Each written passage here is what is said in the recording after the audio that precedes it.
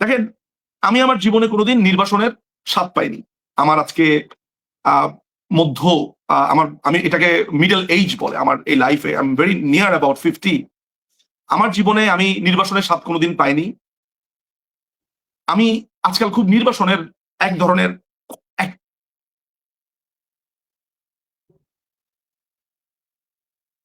ধরেন এক ধরনের কষ্ট আমি অনুভব করি এই কারণে যে যে আমার মা আমাকে বলেন যে তিনি আমাকে আর কখনো দেখবেন না আসলে। তো আমার মা যখন ইন্ডিয়াতে আসেন চিকিৎসার জন্য, ওই সময়টাই হচ্ছে মার সাথে আমার সময়। আর আমার বাবা যেহেতু আর ট্রাভেল করতে পারবেন না, ফলে এখন আমি দেখবো না কখন। তো সাদ্দাম আর আমার অবস্থা বা আমাদের অবস্থা একই রকম। আমি শামীম, আমাদের সাভার ছাত্রলীগের একটা ছেলে, বাবা মারা গেছে, দেখতে পাইনি।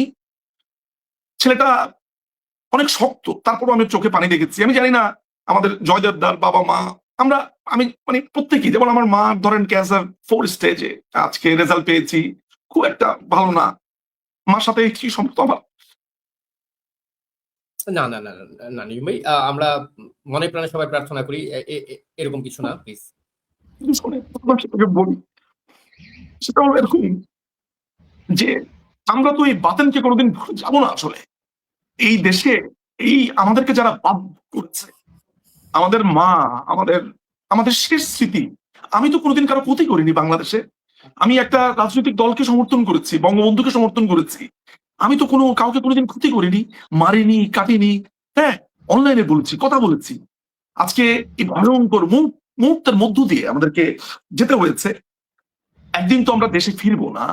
এই গোলাম মোহাম্মদ বাতেন, সে যদি নাও থাকে, তার এক্সটেন্ডেড ফ্যামিলি, তার আত্মীয়, তার স্বজন, আশিক হাসান, জাহাঙ্গীর নাও থাকতে পারে, গোষ্ঠী, 14 গোষ্ঠী, তার পুরো ফ্যামিলি, এই পুরো বাংলাদেশে এদের কেউ না কেউ বেঁচে থাকবে।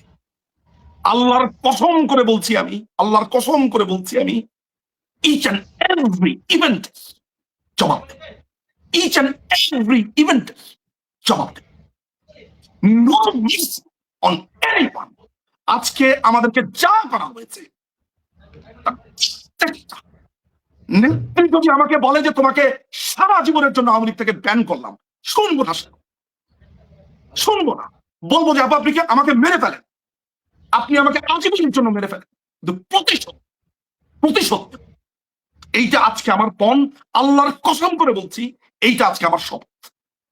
এই যে ছাত্রলীগের কর্মী হলেই তাকে ভাত খাইয়ে বসিয়ে, মানে বিশ্রাম নিয়ে পিটিয়ে, আবার ভাত খাইয়ে আবার পিটিয়ে ধীরে ধীরে মেরে ফেলা, কিংবা বাচ্চার ওষুধ কিনতে তাকে সেখানে কুপিয়ে মেরে ফেলা, এবং সেটা আবার বর্তমানে ওই যে আম্মার নাকি যেন নাম, পাকিস্তানপন্থী হায়নাটা চট্টগ্রামের, ও যেটা হচ্ছে অস্ত্র হাতে নিয়ে সালাউদ্দিন আম্মার, সালাউদ্দিন আম্মার, সে অস্ত্র নিয়ে সে আবার মহড়াও দিয়েছে যে সে খুন করেছে।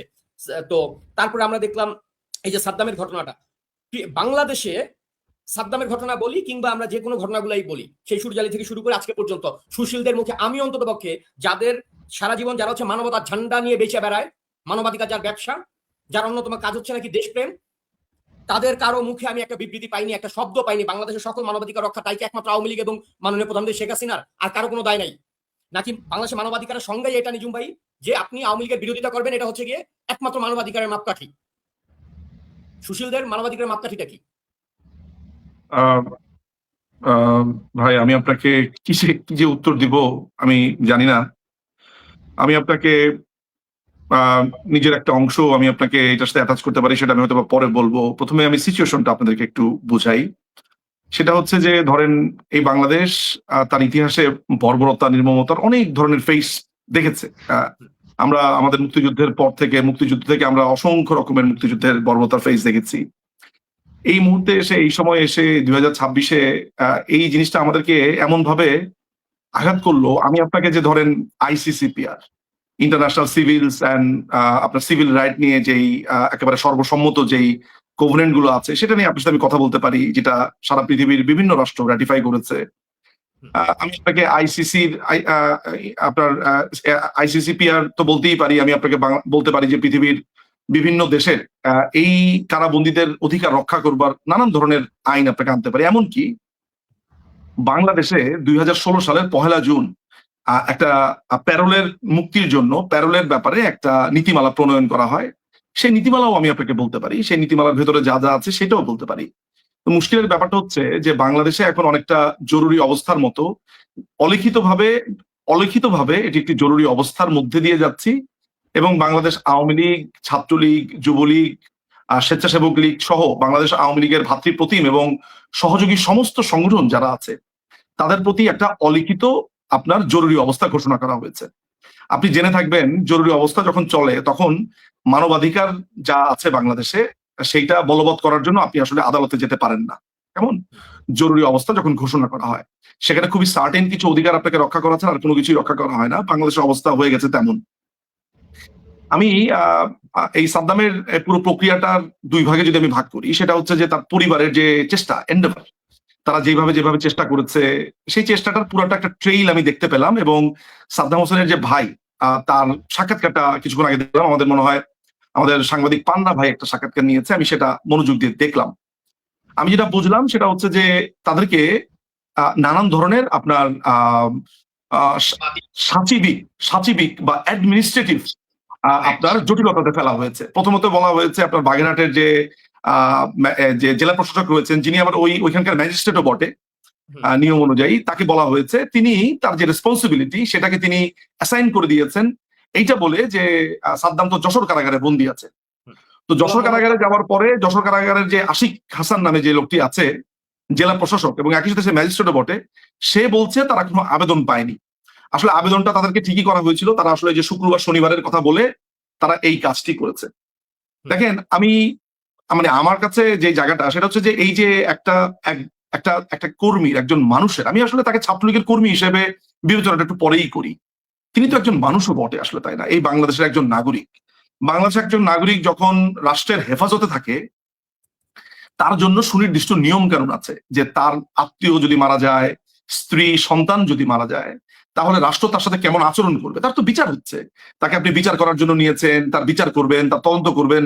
তার নামে যখন আপনি মামলা দিলেন তিনি তখন ছিলেন ভারতে।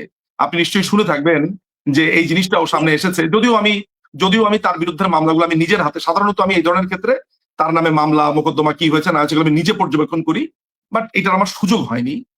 তো আমি আমার নিজের মাই এসেছেন চেন্নাইতে, তার ক্যান্সারের চিকিৎসা চলছে, আপনি জানেন, ফলো আপ এসছে, আমি এটা নিয়ে ব্যস্ত ছিলাম। কিন্তু মুশকিলের জায়গাটা যেটা হচ্ছে যে বাংলাদেশ রাষ্ট্রে যে প্যারোলের নিয়মটা আছে সেটাও পালন করা হয়নি। এখানে নানান ধরনের অ্যাডমিনিস্ট্রেটিভ জটিলতার কথা দেখানো হচ্ছে যে আমাদেরকে আবেদন করা হয়নি, আমাদেরকে এইটা করা হয়নি। তারেক রহমান, যার বিরুদ্ধে 10 ট্রাক অস্ত্র মামলা, একটা পুরো দলকে নিঃশেষ করে দেওয়ার জন্য গ্রেনেড হামলার মামলা তার বিরুদ্ধে আছে। আমরা দেখলাম রাষ্ট্র তড়িৎ গতিতে, সেগুলো কোনো সাচিবিক টাচিবিক কোনো ব্যাপারই না, মানে বিদ্যুৎ গতিতে সেগুলো সমস্ত কিছু তার পার হয়ে গেল। আমরা দেখলাম যে উইদিন ফিউ আওয়ার্স এর ভেতরে তার আপনার এনআইডি কার্ড হয়ে গেল, তার সমস্ত কিছু হয়ে গেল। এখন আপনি একটা রাষ্ট্রে যখন আপনি একই দিকে এরকম একটা চিত্র দেখবেন, ওগুলো তো সাচিবিক কর্ম, অ্যাডমিনিস্ট্রেটিভ কর্মের যদি আপনি দোহাই দেন ওগুলো তো অ্যাডমিনিস্ট্রেটিভ কর্ম। আপনি যখন দেখতে পান যে সুরভি নামে একটা মেয়ে আছে যে বলছে তার জুতার দাম অনেক, তাই সে ছাত্রলীগের ছেলেপেলেদেরকে তার ওই দামি জুতা দিয়ে পেটাবে না, সে এসেছে 32 ভাঙতে। যখন আপনি এগুলো দেখবেন, যখন আপনি দেখতে পাচ্ছেন যে এই মেয়েটা প্রতিদিন স্কুলের ড্রেস পরে এসে একে মারছে, তাকে ধরছে, টাকা লুটপাট করছে, টাকা ডিস্টর্ট করছে, কাউকে মামলা থেকে অব্যাহতি দিবে বলে টাকা নিচ্ছে, তার আপনার জামিন হয়ে যায় উইদিন 24/7 এর ভেতরে। যখন আপনি দেখতে পারেন যে মেহেদী হাসান নামে একটা ছেলে যে প্রকাশ্যে বলল যে হবিগঞ্জের এসআই সন্তোষকে সে এবং তার দল খুন করেছে, তারা যখন জামিন হয়ে যায় উইদিন 24 আওয়ার্স এর মধ্যে, তখন আপনি বুঝতে পারবেন যে এই যে অ্যাডমিনিস্ট্রেটিভ কাজের দোহাই দেওয়া, এই যে এগুলা বলা, এগুলো প্রত্যেকটাই হচ্ছে আপনার জাস্ট বলার জন্য বলা। আমি আসলে না, আপনি আমাকে বলতে পারেন যে আইন নিয়ে বলেন, ভাই আইন আমি এইটা নিয়ে পুঙ্খানুপুঙ্খ ভাবে আপনাকে আইন শোনাতে পারবো। আমি আপনাকে বলতে পারবো যে কবে কোথায় কার প্যারোলে মুক্তি দেওয়া হয়েছে, বিএনপির কোন নেতাকে, কোন মানুষকে। আমি বলতে পারবো জামাতের কোন নেতাকে প্যারোলে মুক্তি দেওয়া যাবে, এই করা যাবে। আমি আপনাকে একটা স্মৃতির রোমন্থন করি, তাহলে আপনি বুঝবেন। গোলাম আজম, মানে রাজাকার সম্রাট গোলাম আজম কোন ইয়ারে মারা গেল আপনার মনে আছে? আমি আসলে তারিখটা মনে নাই তার। আমি সেটার একটা গল্প আপনাকে বলি। আমি আব্দুল গাফার চৌধুরী লন্ডনে থাকেন, আমি তার জোয়ারের বাসায় গেছি। যাওয়ার পরে আমাকে উনি খুবই গম্ভীর মুখে একটা কথা বললেন যে গোলাম আজমকে এইভাবে, মানে গোলাম আজমের জানাজাটা এইভাবে দেওয়া বা এইভাবে রাষ্ট্রীয়ভাবে এটাকে অ্যাকোমোডেট করাটা, এটা ঠিক হয়নি, এগুলো এক ধরনের ব্যাড প্রেসিডেন্ট হবে। তা আমি বললাম যে আমি ওনাকে কাকা ডাকতাম। আমি বললাম যে কাকা কেন মনে হয় মারা গেছে দেখে, আর তাছাড়া আমি জিনিসটাকে এইভাবে বলেছি কারণ উনি ওই সময়টাতে ধরেন সরকারের প্রতি একটু রুষ্ট ছিলেন। তো গোলাম মারা যাওয়ার পরে, গোলাম আজমের মতো রাজাকারের বাচ্চা মারা যাওয়ার পরে আমার তো কোনো দয়া হওয়ার কথা না, কিন্তু আমি আসলে তখন গভর্নমেন্টকে একটু ডিফেন্ড করেছিলাম কাকার কাছে। কাকাকে বললাম কাকার নেত্রী তো মানুষটা এমন যে মারা গেছে যেহেতু উনি আসলে জিনিসটাকে এইভাবে দেখেছে, ঠিক আছে।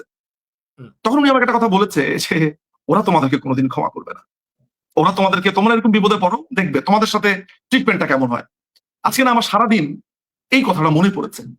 আমার মনে আছে যে সাইদির যখন ছেলে মারা গেল রফিক, তার ওই মায়ের মারা সময়। যাওয়ার পরে সাইদির ছেলে, আমার রফিকের কথা আমার মনে আছে এখানে, রফিক প্রচুর টকশোতে আসতো, আমি ওই সময়টাতে বিচার চলাকালীন সময় তার বক্তব্যগুলো শুনতাম। সে মারা যাওয়ার পরে সাইদিকে প্যারোলে মুক্তি দেওয়া হয়েছে। সাইদির মা যখন মারা গেল তখনও সাইদিকে প্যারোলে মুক্তি দেওয়া হয়েছে। অতীতে আমি এরকম অনেক কারাবন্দীদেরকে দেখেছি প্যারোলে মুক্তি দেওয়া হয়েছে। সুতরাং আমি না আপনার সাথে ওইসব প্রিসিডেন্টে যাব না। আমি কার কাছে এই শোকের গল্প বলবো, আমি কার কাছে এই কষ্টের গল্প বলবো? ইউনুস, এই দখলদার বাহিনী ইউনুস, এবং আমার না, মুখ কিন্তু ভরে যে প্রশ্ন কথাগুলো হচ্ছে বলতে ইচ্ছা হচ্ছে সেগুলো আমি সুশীল বলবো না। সমাজ এই কারণে দলের বলবো যারা, না তারা যে চুপ কেন? আমি আমি চুপ কেন? আমি এদের জন্য আমার নিজের ব্যক্তিত্ব, নিজের আমার কণ্ঠকে আমি নোংরাময় দুর্গন্ধময় করতে চাই না।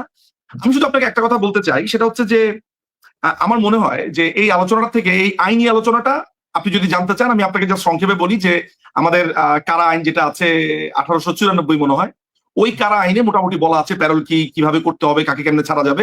ইনফ্যাক্ট 2016 সালে, অর্থাৎ আজকে থেকে প্রায় 10 বছর আগে, বাংলাদেশ আওয়ামী লীগ ওই সময় সরকার ছিলেন, তারা একটা নীতিমালাও প্রণয়ন করে 1 জুন। সেই নীতিমালা অনুযায়ী পরবর্তী সময় অনেকেই মুক্তি পেয়েছে। খালেদা জিয়ার কথাই আপনি চিন্তা করে দেখেন না কেন। আর তাদের সবচেয়ে বড় ব্যাপার হচ্ছে যে এইসব ক্ষেত্রে সরকার নিজেরাই নিজেদের সিদ্ধান্ত নিতে পারে। আপনার ফৌজদারি কার্যবিধি 1898 এর 401, 402 ধারাতে তারা নিজেরাই সিদ্ধান্ত নিতে পারে, এবং এটাকে কারাবন্দীদেরকে জানাতে হবে, অনুমতি দিতে হবে, এগুলো কোনো প্রয়োজনও পড়ে না আসলে। তার মানে অ্যাডমিনিস্ট্রেটিভ পাওয়ারটা এত বেশি, ডিসক্রিশনারি পাওয়ারটা এত বেশি, আপনার এগুলো প্রয়োজনও পড়ে না। এখন মনে করেন যে লেটস সে যে একটা মানুষের মা মারা যাচ্ছে, মা মারা গেছে, শেষ বিদায় তাকে দেওয়া হচ্ছে। এটার জন্য আপনাকে আবেদনে আপনার ক লিখলেন না খ লিখলেন, তারিখে ভুল করলেন, তারপরে বিষয় এটা লিখতে ভুল করলেন, এগুলো তো আসলে ছুতা, তাই না? আমরা আমাদের জন্য আসলে মানে আইনের জন্য আমরা কেউ আসি নাই, আমরা আসছি বলে আইনের প্রয়োজন হয়েছে। আমি আপনাকে ওই আলোচনাতে আমি আপনার সাথে যাবো না আসলে। আপনি আমাকে হাজার বললো আমি সব আইনি আলোচনাতে যাবো না, কারণ আইন একটা সভ্য দেশের জন্য, আইন একটা সুস্থ দেশের জন্য, আইন একটা, যেই দেশে আইনের শাসন আছে আইন তার জন্য। যেই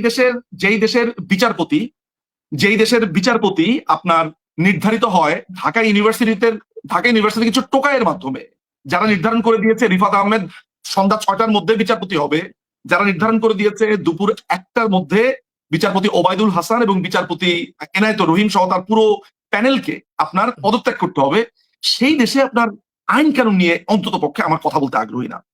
আমি একটা দীর্ঘ সময় ধরে বলে এসেছি যে সশস্ত্র সংগ্রাম ইজ দ্য অ্যান্সার। আমি দীর্ঘ সময় বলে এসেছি যে একটা গৃহযুদ্ধ শুরু হয়ে গেছে।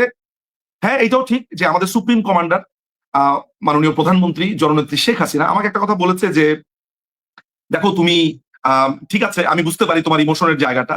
উনিও আমাকে আসলে বলেছেন যে সশস্ত্র বিপ্লব শব্দটাকে আমি যাতে অনেকটা কি বলবো, এটা এক ধরনের থ্রেশহোল্ড আমি তাতে দেই, এই শব্দগুলো ব্যবহার করলে যেটা হয়, কারণ এখন আমরা যখন কথা বলি তখন মনে করে যে আওয়ামী লীগের প্রতিনিধি কথা বলছে। এখন জয়দেব দা কথা বললো এটা ভাবে, আপনি বললো এটা ভাবে, সুতরাং আমাদেরকে শব্দ চয়নে অনেকটুকু সংযত হতে হয়। কিন্তু আমিও সবার থেকে একটা কথা বলেছি, জাপা 5ই আগস্টের পরে আমি ধরে নিয়েছি যে পলিটিক্যাল র্যাথ, পলিটিক্যাল ক্ষোভ যখন আপনার রাস্তার মধ্যে ওপেন মোহাম্মদপুরে গলা জবাই করে কাটা শুরু করলো, তখন কিন্তু কার ব্যাপারটার পলিটিক্যাল র্যাথ আর পলিটিক্যাল ক্ষোভ থাকে না রাসেল ভাই। যখন 32 নম্বর ভাঙলো, যখন বঙ্গবন্ধুর ভাস্কর্যের উপরে নোংরামো করলো, যখন অসংখ্য নোংরামো করলো, তখন থাকে না, তারপরেও সহ্য করেছে। এরপরে যখন আওয়ামী লীগকে ব্যান করলো, আমেরিকা রাজনীতি করতে পারবে না, তারপরে যখন একের পর এক আমাদের নেতা কর্মীদেরকে জাস্ট আপনার গলা কেটে কেটে খুন করলো, তখন সেটা থাকে না। এবং আমি তখনই বুঝে ফেলেছি, কারণ আমার ব্যক্তিগতভাবে সত্যি কথা বলতে আমার রাজপথে যতটা না আমি এই রাজনৈতিক জ্ঞান লাভ করেছি, আমার সারাটা জীবন আমি আসলে পড়েছি পৃথিবীর বিভিন্ন দেশের বিপ্লব, পড়ালেখা করেছি, আমার সারা জীবন এইভাবেই কেটেছে। আমি এই একটা জায়গা থেকে এই পড়ালেখা, আমার লাইফের এই পড়ালেখা থেকে আমি একটা জিনিস বুঝে ফেলেছি, যে বাংলাদেশে একটা গৃহযুদ্ধ চলছে। আপনারা অনেকেই এটা নিয়ে দ্বিমত পোষণ করবেন, অনেক আওয়ামী লীগের নেতা কর্মী আমার সাথে একমত পোষণ করেছেন, নিজুম ভাই আপনার কথা ঠিক, আবার অনেকেই দ্বিমত পোষণ করেছেন, অনেকে আমাকে সমালোচনা করেছেন, কিন্তু বিশ্বাস করেন এই দলের দুর্নাম এই দল কারো কাছে খাটো হোক, এটা আমি চাই না। আমার এই বুকের গহীনে, আমার এই বুকের ভেতরে আমি এটা অনুধাবন করতে পারি রাসেল ভাই। আমি আজকের এই প্রোগ্রামটাতেও বলেছি, আগেও বলেছি, আমি আপনাদেরকে বলে দিচ্ছি, একদিন আমি হয়তো থাকবো না এই পৃথিবীতে, কিন্তু আপনারা আমার কথা স্মরণ করবেন যে নিঝুম ভাই দিনের পর দিন বলেছে এটি যুদ্ধ অবস্থা হয়েছে, আমাদের আমাদের অবস্থা ওরা আরো খারাপ করবে। ওরা আমাদের ঘরে ঢুকে ঢুকে খুন করছে। ছাত্রলীগের পঞ্চগড়ের এক নেতা, তার মা নামাজ পড়া অবস্থাতে ছিল, সেই নেতাকে না পেয়ে তার মায়ের মাকে খুন করেছে। একটা ছেলে তার অসুস্থ বাবাকে দেখতে এসেছে, এটা সম্ভবত যশোর বা কুষ্টিয়া কোথায় হবে। পরের দিন সকালবেলাতে বাবা এসে দেখে ছেলের লাশ গলা কাটা পড়ে আছে তার বাড়ির সামনে।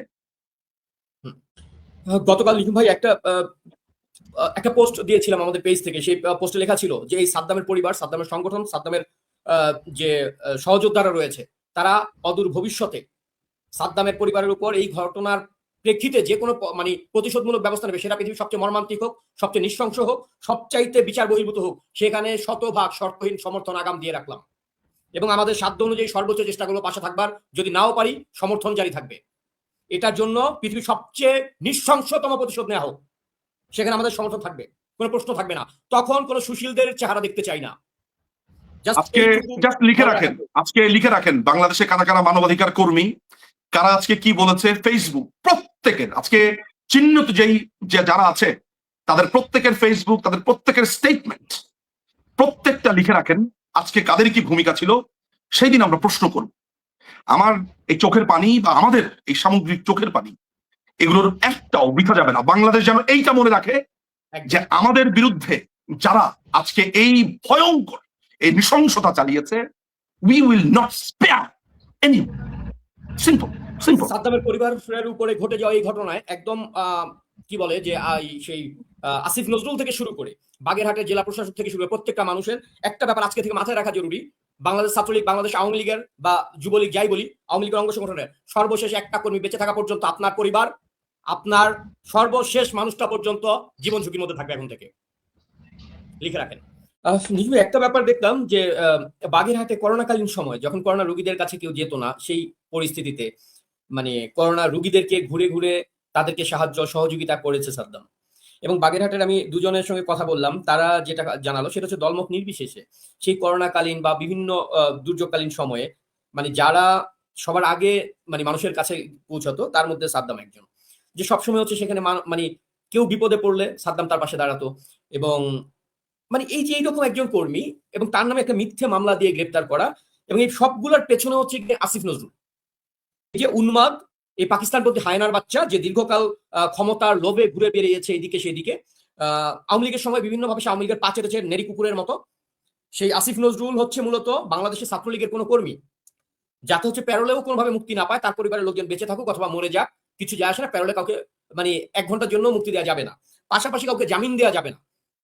আসিফ নজরুল এটা প্রকাশ্যে সংবাদ সম্মেলনেই বলেছিল যে কাল যাতে জামিন না হয় সেটা সে ব্যক্তিগতভাবে দেখবে, কারণ তার শিবিরের যে কি বলে টোকাইগুলো রয়েছে এনসিপির, সেই টোকাইয়ের বাচ্চারা দাবি করেছিল। তো আজকে ছাত্রলীগের প্রত্যেকটা হত্যাকাণ্ডের পেছনে আসিফ নজরুল দায়ী। তো এই লোকটার হাতে বাংলাদেশের আইন মানে আপনি কিভাবে আসলে নিরাপদ মনে করতে পারেন, যে লোক তার আইনের পুরোটা অপব্যবহার করতে শুধু আওয়ামী লীগ এবং ছাত্রলীগ নিধনের জন্য? নিরাপদের রাসেল, এখানে নিরাপদের তো ব্যাপার আসেই না। এবং আপনাকে আমি আরেকটা জিনিস একটু এক্সট্রা বলি, এটার সাথে মনে করিয়ে দেই যে মাসখানিক মনে হয়নি এক পুলিশের এক লোক বলছে, এটা মনে হয় জাহাঙ্গীরই বলেছে, যে মামলা না থাকলেও গ্রেফতার করার জন্য, মানে ছাত্রলীগ আওয়ামী লীগের কেউ দেখলেই যাতে গ্রেফতার হয়, ওটার মামলার কোনো প্রয়োজন নাই। ওই পুলিশ অফিসারটা বলছিল যে মামলা ছাড়া কিভাবে স্যার গ্রেফতার করবো, এই ধরনের কথাবার্তা যখন হচ্ছিল তখন বলেছে যে ছাত্রলীগ, আওয়ামী লীগ, যুবলীগ, স্বেচ্ছাসেবক লীগ অর্থাৎ আওয়ামী লীগ সম্পর্কিত কেউ থাকলেও তার আপনার এটার দরকার নাই। আমি এই যে কয়েকদিন আগে কলকাতাতে দুজন ছেলের সাথে পরিচিত হলাম, মানে ওইখানে যেটা হয়, এখানে একটা জায়গা আছে জয় বাংলার মোড়, ওই জয় বাংলার মোড়ে যখন আমরা যাই তখন অনেক মানুষজন যারা আছে এখানে গেলে সবাই আসে দাদা কেমন আছেন জানাশোনা করার জন্য। আমি কারো পরিচয় রিভিল করছি না, সেখানে অনেক আপনার ছাত্রলীগের কর্মী, বিশেষ করে ছোট ছোট ছোট ছোট বাচ্চারা, ইয়াং বাচ্চারা, তারা কেউ বলছে তার বাবা মারা গেছে, দেখতে যেতে পারেনি, তার আত্মীয় স্বজনের ভয়ঙ্কর অবস্থা, দেখতে যেতে পারেনি। ধরেন ভালো ভালো ইউনিভার্সিটির ছেলেপেলেরা যারা একেবারে রানিং পড়াশোনা করছিলেন, তাদের ক্যারিয়ার চাকরি বাকরি সমস্ত কিছু বরবাদ হয়ে গেছে। ফলে আপনি যে নিরাপত্তার প্রশ্নটা তুলেছেন বা যেটার কথা বলেছেন, স্পষ্টত বাংলাদেশের যে সংবিধান আছে, এই সংবিধানেরই মানে অ্যাপেক্স যে আইনটা সেটারই বরখেলাফ। যদিও আপনার বাংলাদেশে সংবিধান বলতে এখন আর কিছু নাই, বাংলাদেশের সংবিধানকে জাস্ট সিম্পলি ছুঁড়ে ফেলে দেওয়া হয়েছে। এবং আশ্চর্যের ব্যাপার হচ্ছে সংবিধানকে ছুঁড়ে ফেলে দিয়ে আবার এই সংবিধানের অধীনে একটা ভুয়া অনুচ্ছেদ ব্যবহার করে, 106 অনুচ্ছেদ ব্যবহার করে, অর্থাৎ 106 অনুচ্ছেদের জালিয়াতি ব্যবহার করে, সেই অর্থে ভুয়া বলেছি, সেইখানে তারা একটা সরকারকে বৈধকরণ বা এই সরকার চালিত হচ্ছে, যেটাকে আমরা অবৈধ দখলদার বাহিনী বলি এবং সঙ্গত কারণেই সেটা বলি। ফলে আপনি যেই নিরাপত্তার কথা বলছেন সেটা তো খুবই মানে আমার কাছে মনে হচ্ছে আপনারা কি বললেন, মানে নিরাপত্তার জায়গাটা কোত্থেকে আসবে? মানে আসিফ নজরুলের মতো একটা লোক, আপনি যদি আসিফ নজরুলকে তুলনা করতে হয়, তাকে একসময় আমি তুলনা করতাম গিরগিটির সাথে।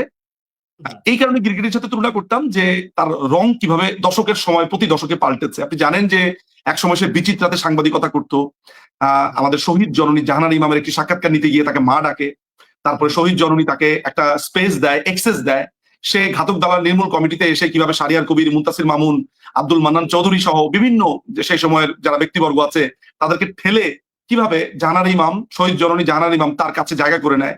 আপনারা এটাও জানেন যে জাহানারা ইমামের সাথে সে প্রতারণা করে কিভাবে যে রাজাকারদের রাজাকারদের সম্পর্কে প্রতিবেদন, তারপরে হচ্ছে যে বিচার নিয়ে নানান ধরনের দায়িত্ব তাকে দেওয়া হয়, এগুলো সে কিছুই না করে কিভাবে সে সময় এরশাদুল বারে ছিল হচ্ছে ঢাকা ইউনিভার্সিটির ভিসি, তার হাত পা ধরে কিভাবে সে কমনওয়েলথ স্কলারশিপ নিয়ে লন্ডনে যায় এবং লন্ডনে গিয়ে সে সেখানে সে পিএইচডির কথা বলে লন্ডনে যায়, এবং আপনারা এগুলো সবই জানেন।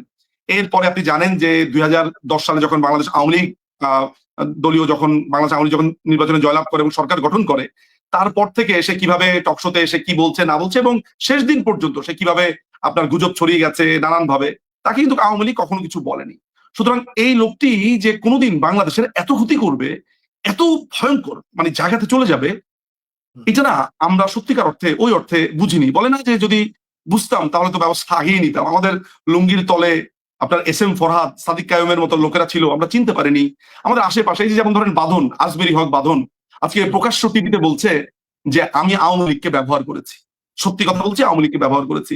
আজকে এগুলো শুনছি। আপনার মোস্তফা সারোয়ার ফারুকী, এই সরোয়ার ফারুকীর ডুব যখন নিষিদ্ধ হয় তখন আমি মেহের আফরোজ শাওনের সাথে ব্যক্তিগতভাবে কথা বলেছি। শাওন আপার সাথে কথা বলে শাওন আপাকে আমি বলেছি যে আপা এইটা মনে হয় আপনি একটু রিজিড না হলেও পারেন। নানান ভাবে চেষ্টা করেছি, তদবির করেছি যে যাতে তার মুভিটা রিলিজ পায়। এর একটা কারণও আছে এমন যে আমি একটা স্মৃতি রোমন্থন করি। আশরাফুল আলম খোকন ভাই নরমালি আড্ডা দিতেন হচ্ছে আপনার গুলশান 2 এর একটা ক্যাফে আছে, নাম যেন কি ভুলে গেছি, ওই ক্যাফেটাতে ওইখানে আড্ডা দিতেন। তো আমার মনে আছে আমি একবার ওইখানে গেছি, তো ওনার সাথে অনেকক্ষণ গল্প করলাম। সেপ্টেম্বরের 9 তারিখ 2017 সাল আমার মনে আছে। তো আমাকে ওই কিছুক্ষণ পরে বা কিছুক্ষণ আগে বা পরে ফারুকী সেখান থেকে এসে গেছে, সেটা আমি জানি। ফারুকী ধরেন নানান রকম ভাবে এই মানে সরকারের বিভিন্ন কাজ এগুলো নেওয়ার জন্য তদবির এগুলো করতে আসো, সেই সূত্রে খোকন ভাইয়ের সাথে চেষ্টা করতো খোকন ভাইকে একটু কনভিন্স করার জন্য বা এটার জন্য। তো আমি এর পরবর্তী সময় যখন ফারুকের সাথে কথা বলছি, সে ওই ক্যাফে থেকে বের হওয়ার পরে, তখন আমি তাকে বললাম যে আচ্ছা আপনি যে ছাত্রলীগ করতেন এটা তো আমি জানতাম না আগে, আমি তো মাত্র খোকন ভাইয়ের কাছে শুনেছি যে আপনি ছাত্রলীগ করতেন। তো আপনি মানে আমি একটু অবাক হয়েছিলাম যে সে নাকি নাখালপাড়াতে ওই সাইডে ছাত্রলীগের কোন ইউনিটে ছিল। বলে ভাই আপনি যাই না গেছেন আমার এই ছুপা পরিচয়। আমি বললাম যে হ্যাঁ আমি কিন্তু জানতাম না আপনি ছাত্রলীগ করতেন, আসলে মানে আমার আসলে এটা অজানা ছিল। তো আমার ওই স্মৃতিটা এখনো মনে পড়ে যে আমাকে সে বলছে আমি ছাত্রলীগ করতাম এবং সে আসলে করতো ছাত্র শিবির। আমাদেরকে সে বুঝিয়েছে সে করতো ছাত্রলীগ, তার থেকে বড় আওয়ামী লীগ আর কেউ হয় না। সে খোকন ভাই বলেন, আমাদেরকে বলেন, বিভিন্ন জায়গাতে এইভাবে চেষ্টা তদবির, মিথ্যা কথা, মিথ্যা কাগজপত্র, একে রেফারেন্স ধরে আপনি ওরে জিজ্ঞেস করেন, তারে জিজ্ঞেস করেন, অর্থাৎ নিজেকে আওয়ামী লীগ পরিবারের একজন হিসেবে সে প্রমাণ করার জন্য মুক্তিযুদ্ধ নিয়ে টেলিফিল্ম বানিয়েছে। সে আপনার আয়েশা নামে একটা টেলিফিল্ম করেছে জিয়াউর রহমানের হত্যাকাণ্ড নিয়ে। অর্থাৎ সে আমাদের কাছে আসার জন্য তার এই যে একটা লং যাত্রা, খেয়াল করে দেখেন আমরা যখন ক্ষমতাতে তখন সে 840 এই সিরিয়াল বানিয়েছে, একই প্রক্রিয়ায় খেলেছে। না এই যে 840 নামে একটা মুভি সে বানিয়েছে, এটা কিন্তু আমরা ক্ষমতায় থাকা অবস্থাতে আমরা জানতামও না। এবং মজার ব্যাপার হচ্ছে জায়েদ খান, যিনি আমাদের মানে যুবলীগের সাথে জড়িত ছিল, উনিও জানতেন না যে এটা সরকার বিরোধী একটা সিনেমা। মানে আমি আর কি জায়েদ খানকে যতদূর জানি, মানে আমার জানা মতে যে উনি আওয়ামী লীগের প্রতিনিবেদিত প্রাণ, মুক্তিযুদ্ধের পক্ষে একজন মানুষ। জানি না উনিও ভবিষ্যতে বলবেন কিনা যে আমি আওয়ামী লীগকে ব্যবহার করেছি, এই করেছি সেই করেছি, আমি জানি না। আমার যে হাত, আমার হাতকেই আমি বিশ্বাস করি না। আমার আয়নাতে দেখলে মনে হয় যে আমিও কি রাজাকার নাকি, মানে আমি মানে অবস্থা এমন দাঁড়িয়েছে যে আয়নাতে আমার নিজেকে দাঁড়িয়েই মনে হয়, আচ্ছা আমি কি রাজাকার, আমি কি খন্দকার মুশতাক হবো নাকি? মানে এমন একটা অবস্থায় পৌঁছে গেছি যে আমাদের নিজেকেই নিজে বিশ্বাস বিশ্বাসটা করতে ধ্বংস পারি না। করে ফেলেছে এই জুলাই, মানে পুরো মানে বিশ্বাসটা। ভয়ঙ্কর একটা অবস্থাতে পৌঁছে গেছি। ফলে যেই ঘটনাটা আমাদের দাঁড়িয়েছে সেটা হচ্ছে যে এই যে বছরের পর বছর আমাদের লুঙ্গির তলাতে আমাদের আশেপাশে আওয়ামী লীগ সেজে বিভিন্ন জায়গাতে এসেছে, হুম, আমরা সত্যি কথা বলেন তো যে এই ছাত্রলীগকে আমি সমালোচনা করিনি, করেছি তো, খুব বাজে ভাষাতে সমালোচনা করেছি। হুম, কি শাস্তি দিবেন এটা আমাকে? আপনি এটার জন্য কি শাস্তি দিবেন? আজকে যখন এগুলো দেখি তখন মনে হয় যে হ্যাঁ, এটা চিন্তা করেছি যে দলের ভালোর জন্য বলছি। হুম। এখন মনে হচ্ছে যে আমরাও কি এই পুরো প্রক্রিয়াতে এই রাজাকারের বাচ্চাদের একটা সহায়ক বাহিনী হিসেবে আমরাও কি ওই আলবদর বাহিনী হিসেবে ছিলাম?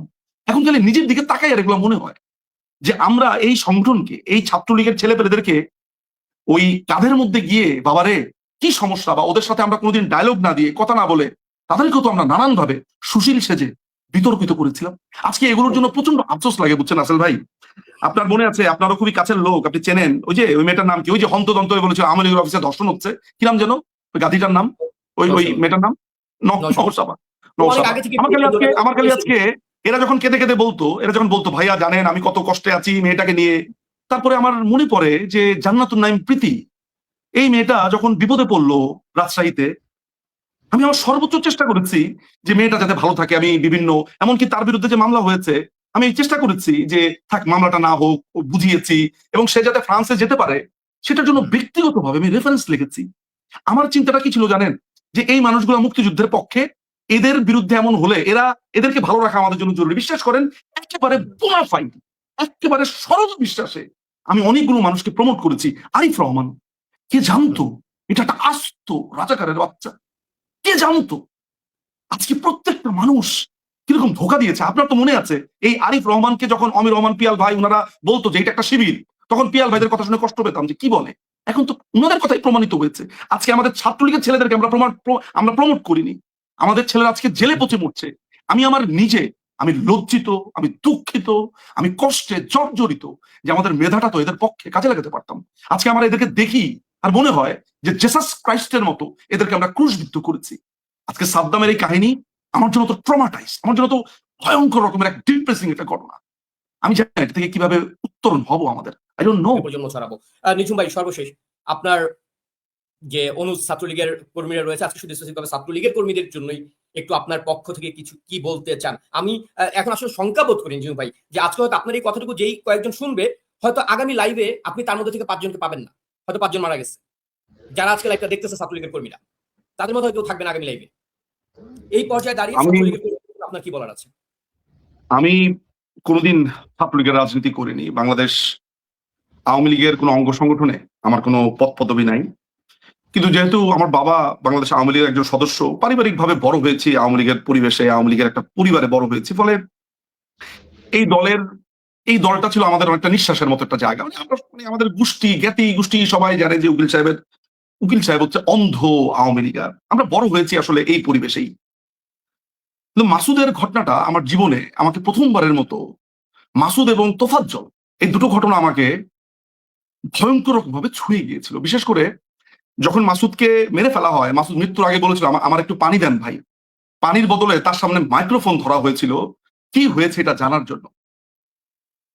সালাউদ্দিন আম্মার যখন খুব গর্ব করে এগুলো বলছিল, এবং আজকেও যখন সালাউদ্দিন আম্মার নিজে শিক্ষকদের পদত্যাগপত্র নিজে লেখে এনে সে স্বাক্ষর করায়, আমি খালি তাকিয়ে তাকিয়ে বাংলাদেশকে দেখেছি। তোফাজ্জলকে বলেছিল তোফাজ্জল খাওয়া কেমন লাগে, আহারে পাগল ছেলেটা বুঝতেই পারেনি তাকে একটু পরে মেরে ফেলা হবে। আমি খুব বেশি কিছু আপনাকে বলবো না, যা করার করে দেখাবো।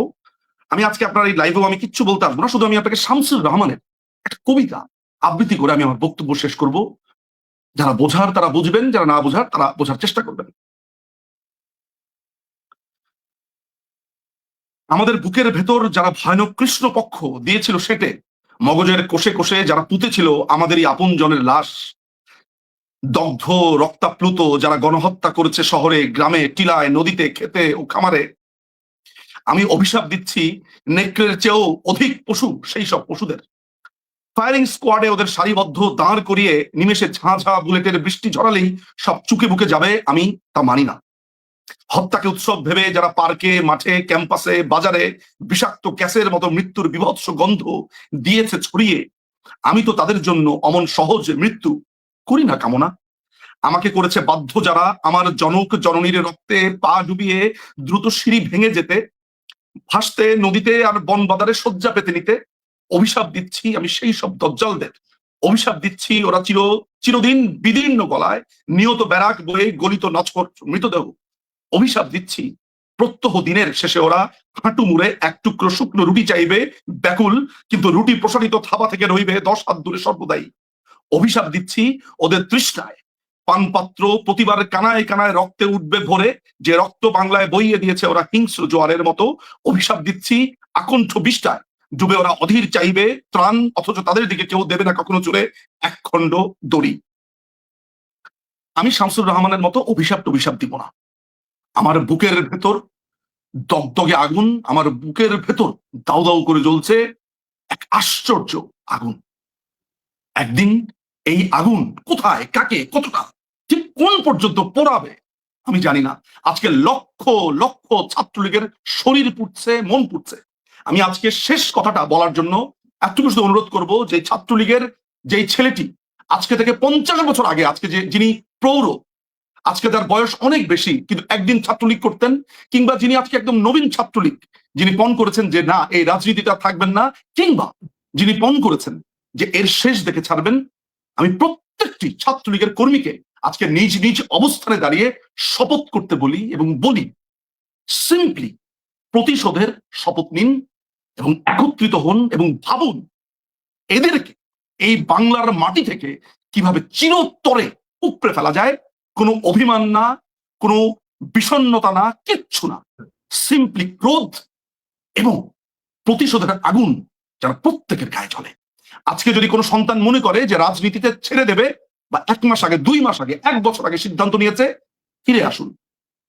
এই প্রতিশোধ নেওয়ার পর আপনি রাজনীতি ছেড়ে দিয়েন। আমি বলে রাখি যে কোনোদিন আমার রাজনীতির ভাগ্য ভবিষ্যৎ কি আই ডোন্ট কেয়ার অ্যাবাউট। আমি শুধু আজকে এত দূর থেকে আমি এই সাদ্দামের ওয়াইফ এবং বাচ্চা এই শরীর ছুঁয়ে একটা শপথ করলাম, এইটার শেষ দেখব, এইটার প্রতিশোধ নেওয়ার আগ পর্যন্ত নিজেকে কোনোদিন মনে করবো না আমি মানুষ হতে পেরেছি। যেই দিন প্রতিশোধ নিব, ওদের কবর যেদিন ছুতে পারবো সামনে গিয়ে, যে বোন রে, আর ওই বাচ্চাটাকে বলতে পারবো যে বাবা এই শোধ নিয়েছি, সেই দিন মনে করব আমার এই জীবন সার্থক হয়েছে। তোফাজ্জল, মাসুদ, প্রত্যেকের কবর ধরে, প্রত্যেকের শরীর ছুঁয়ে একেবারে নিজুম ভাই, এই একই মানে কি বলে অভিব্যক্তি আমাদের সবারই, এই একই স্বপ্ন আমাদের সবারই, যে জন্য আমাদের লড়াই করা। এবং সময় সবচেয়ে বড় জাদুকর। আজকে অনেকেই ভাবছে, বাংলাদেশ কমেন্টস আমরা দেখতে পাই অহরহ, আওয়ামী লীগ আর ফিরবে না, ছাত্রলীগ আর ফিরবে না, এটা হবে না, ওটা হবে না। যে রাজাকারের শাবকরা এই ধরনের কমেন্ট করেন, আপনার বাপকে জিজ্ঞেস করবেন, আপনার দাদাকে জিজ্ঞেস করবেন, জীবনে কতবার স্বপ্ন দেখছে আওয়ামী লীগ শেষ। আপনার দাদাই স্বপ্ন দেখতে দেখতে মরে গেছে, আপনার বাপ এই স্বপ্ন দেখতে দেখতে মরে গেছে, আপনিও মরবেন, অপেক্ষা করেন। সবার প্রতি ধন্যবাদ এতটা সময় পাশে থাকবার জন্য। কথা আর দীর্ঘায়িত করছি না, কিন্তু সাদ্দামের সঙ্গে যা ঘটেছে এটা আর কারোর সঙ্গে না ঘটুক, এইটুকু প্রত্যাশা আমরা মনে প্রাণে রাখি। কিন্তু যদি এই ধরনের ঘটনা ঘটানোর মতো চক্রান্ত প্রতিনিয়ত ইউনূস জামায়াত করছে, বাংলাদেশের সর্বশেষ আওয়ামী লীগ, ছাত্রলীগ কিংবা যুবলীগ যারাই আছে তাদের সর্বশেষ সদস্যকে বা সমর্থককে হত্যা করার আগ পর্যন্ত জামাত ইউনিয়ন থামবে না। অথবা আপনাকেই সিদ্ধান্ত নিতে হবে আপনি কোন পক্ষে যাবেন। আপনি প্রতিরোধ করবেন নাকি আপনি গা বাঁচিয়ে চলার চেষ্টা করবেন। ধন্যবাদ সবাইকে। নিশ্চয়ই দেখা হবে আগামী পর্বে অন্য কোনো অতিথির সঙ্গে অন্য কোনো বিষয় নিয়ে। নিঝুম মজুমদার এবং জয়দেব নন্দী দুজনের প্রতি কৃতজ্ঞতা জানাচ্ছি এতটা সময় দেওয়ার জন্য। খুব মানসিকভাবে বিধ্বস্ত আপনারা দুজনেই, তারপরেও আমি অনুরোধ করেছি, আপনারা দুজনে যুক্ত হয়েছেন লাইভটায়। আর এই আলোচনাটাও আমার কাছে গুরুত্বপূর্ণ, এই আলোচনাটা জরুরি ছিল। নিঝুম ভাই যা বললেন এবং জয়দেব দা যা বললেন, আমার মনে হয় তৃণমূল ছাত্রলীগের জন্য আপনাদের কথাগুলো খুব গুরুত্বপূর্ণ, অন্তত আজকে যে কথাগুলো আপনারা বললেন। এবং দর্শকদেরকেও ধন্যবাদ জানাচ্ছি আমাদের সঙ্গে থাকবার জন্য। জয় বাংলা, জয় বঙ্গবন্ধু।